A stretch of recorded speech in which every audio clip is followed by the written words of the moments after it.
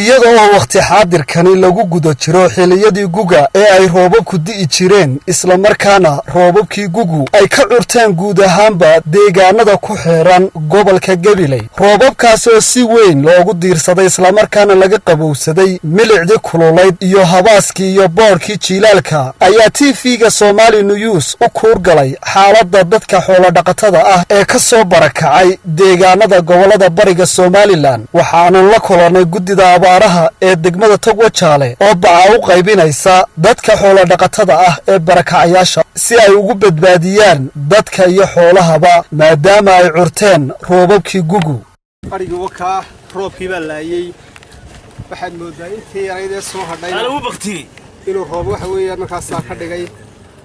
marka dadku waxay u baahan yihiin gurmad baca noocan oo kale oo fara badan loo keeno wixii yaraan ku soo tabacnay biyaha sanadkooda u dhaariyeenayna roobkii baa markaa waxa weeye iska baraaciyay ilaahay baynu mar walba ugu mahadnaqanaa laakiin arigii wakaas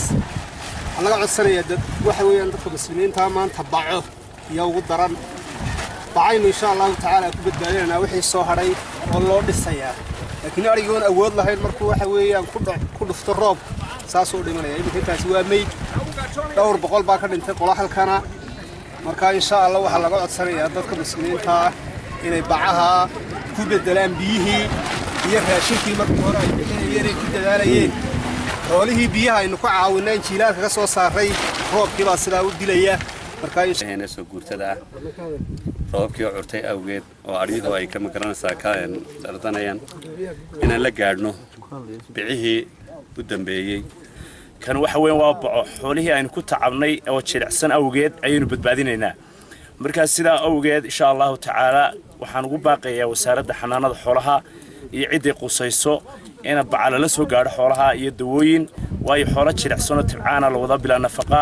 maanta u dambeysay shalay u dambeysay waxaan aragnay xoolo badan oo dhintay roobka awgii marka waxaan kula dadaalaynaa inaan ma garanaysaa intii u soo hadhay arigaasi aanu ma garanaysaa ka lahanin ama aanu ka dhimanin intaasaan gurmad gaar